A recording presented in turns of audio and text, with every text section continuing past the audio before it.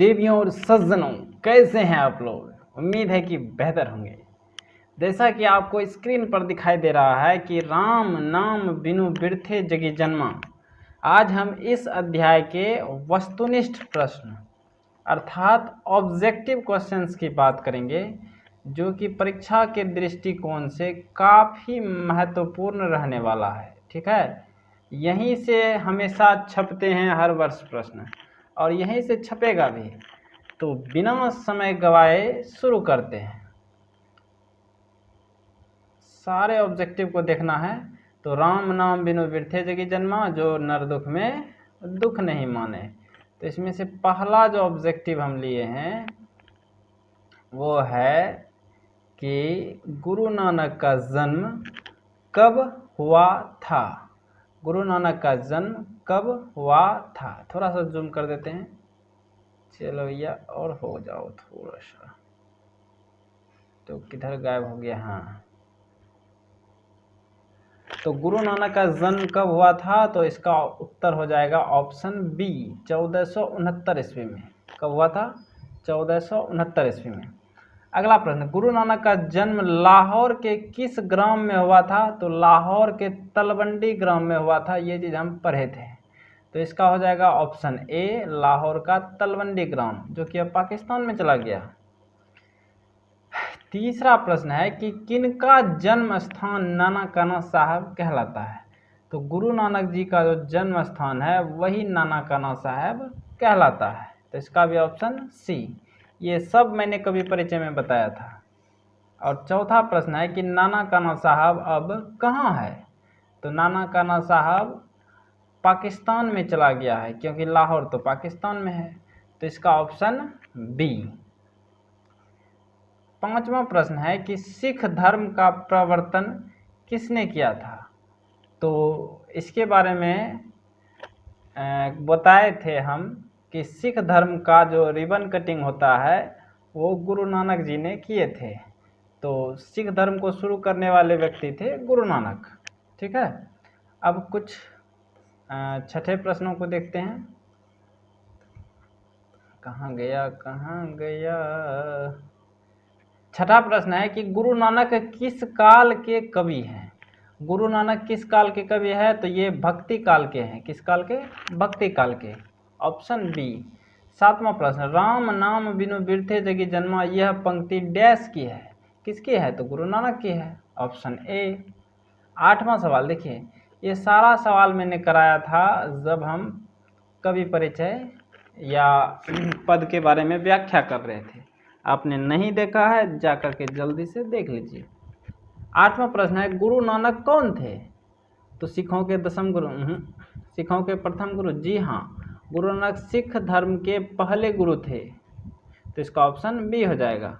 अगला, गुरु नानक के पिता का नाम क्या था। लालू चंद खत्री नहीं, ताराचंद खत्री नहीं, वीरचंद खत्री नहीं, कालूचंद खत्री। Option C. तो गुरु नानक के बाबू का नाम था कालूचंद खत्री। 10वां प्रश्न है कि गुरु नानक किस भक्ति धारा के कवि हैं। तो गुरु नानक जो थे वो निर्गुण भक्ति धारा के कवि हैं। किस भक्ति धारा के? निर्गुण भक्ति धारा। Option B. क्योंकि भक्ति धारा दो प्रकार की होती है मेरे ख्याल से, एक सगुण भक्ति धारा और दूसरा निर्गुण। तो ये निर्गुण भक्ति धारा के कवि थे। ऑप्शन बी हो जाएगा। 11वां सवाल है, गुरु नानक की भेंट किस मुगल शासक से हुई थी। तो इनकी भेंट मुगल सम्राट बाबर से हुई थी। Option A. 12वां सवाल है, गुरु नानक के उपदेशों में मिलती है गुरु की महत्ता, ब्रह्म की सर्वशक्तिमत्ता, ये भी मिलती है, ये भी मिलती है, नाम जप की महिमा, ये भी मिलती है। उपर्युक्त सभी गुरु नानक के उपदेशों में ये सब कुछ दिखाई देता है। 13वां प्रश्न, गुरु नानक की रचनाओं का संग्रह गुरु अर्जुन देव ने कब किया, जो गुरु ग्रंथ साहिब के नाम से फेमस हुआ, यानी प्रसिद्ध है। तो गुरु नानक की रचनाओं का संग्रह 1600, 1602, 1600, 1604, ये हो जाएगा 1604 ईस्वी में। Option C. ठीक है। 14वां प्रश्न है, गुरु नानक की रचनाएं हैं। तो गुरु नानक की कौन सा रचना है। ये जपू जी भी इन्हीं किया है, आसादेवार भी, रहीरास और सोहेला सभी, ये सब रचना गुरु नानक की ही है। 15वां प्रश्न, नानक के अनुसार गुरु कृपा कैसे व्यक्ति पर होता है? तो जो दुख को दुख नहीं मानता हो, जो दुख सुख में उदासीन रहता, जो कंचन और मिट्टी में विभेद नहीं समझता, अर्थात जो सोना को मिट्टी समझता हो।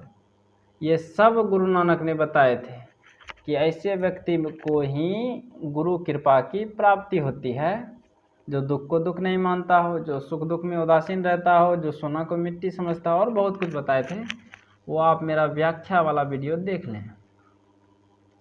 16वां प्रश्न है कि नानक की दृष्टि में ब्रह्म का निवास कहाँ है? तो मंदिरों में, मस्जिद में, कर्मकांड में नहीं, सच्चे हृदय में। ब्रह्म का निवास कहाँ है? सच्चे हृदय में, ऑप्शन डी।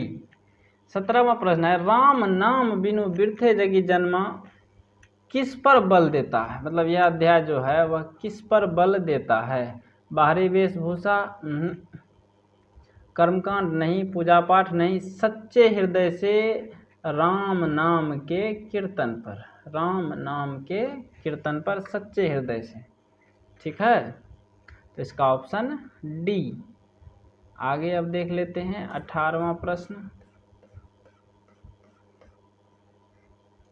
18 नंबर कहता है, रहीरास किसकी रचना है? रहीरास सोहेला, ये सब गुरु नानक की रचना है, ऑप्शन बी।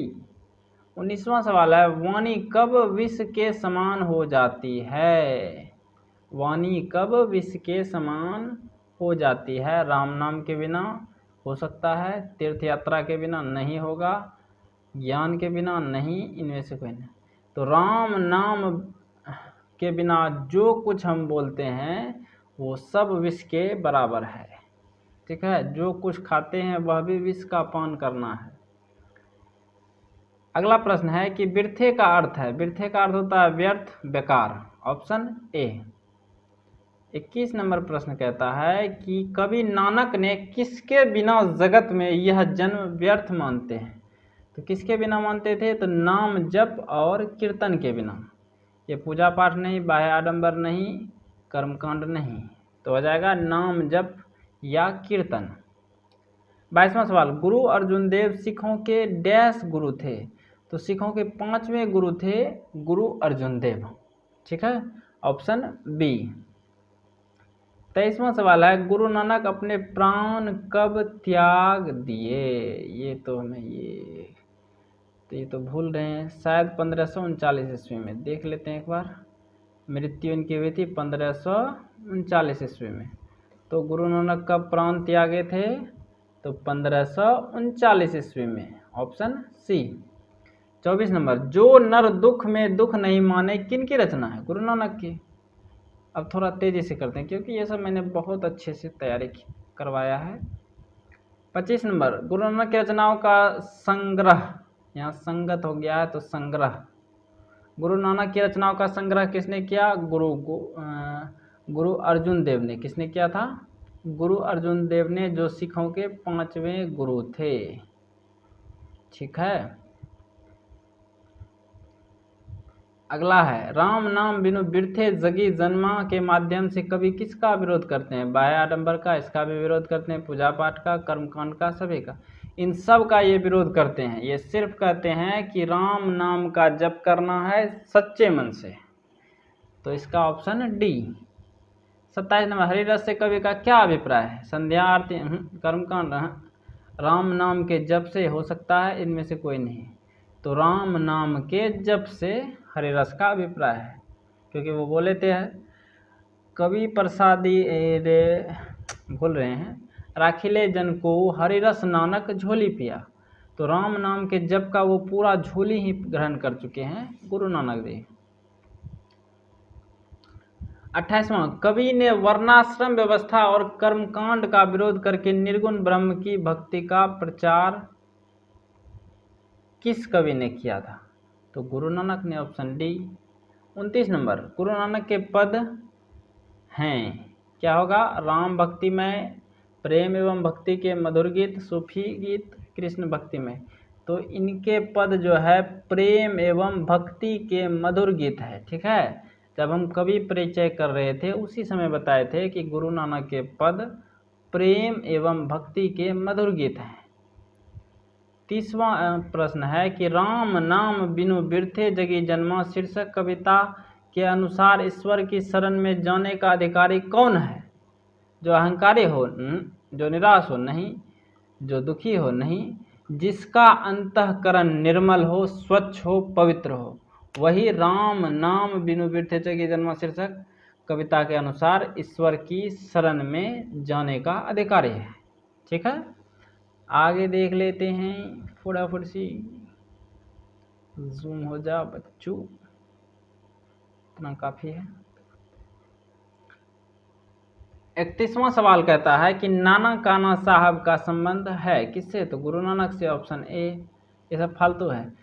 जपू जी किसकी रचना है? गुरु नानक की। ये सब बेकार सवाल है, बहुत कम आता है। अगला, गुरु नानक किसका विरोध करते हैं? बाह्य आडंबर का, तीर्थाटन का, कर्मकांड का, उपयोग सभी, ये सभी हो जाएगा। इन सब का विरोध करते हैं। ये वही कहते हैं सच्चे मन से सच्चे हृदय से राम का नाम लीजिए, वही काफ़ी है।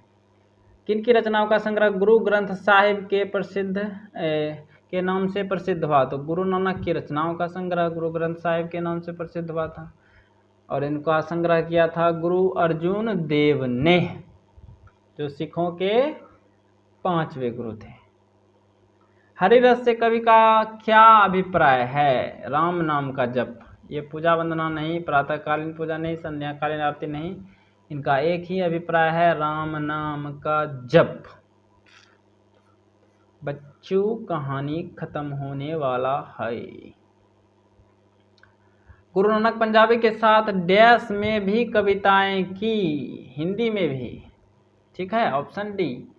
37वां प्रश्न है कि किसके बिना प्राणी को मुक्ति नहीं मिलती? मूर्ति पूजन के बिना, कर्मकांड के बिना नहीं, तीर्थ यात्रा के बिना नहीं, गुरु ज्ञान के बिना। बिन गुरु शब्द मुक्ति कहाँ प्राणी? बिना गुरु के उपदेश के मुक्ति नहीं मिलने वाला है। राम नाम बिनु अरुझि मरे, और राम नाम के बिना उलझ कर मर जाइएगा। 38वां सवाल है कि गुरु नानक किस मार्ग के कवि हैं? तो निर्गुण भक्ति मार्ग के, निर्गुण भक्ति मार्ग के, ऑप्शन बी। 39वां और शायद ये आखिरी है कि गुरु नानक की पत्नी का क्या नाम था?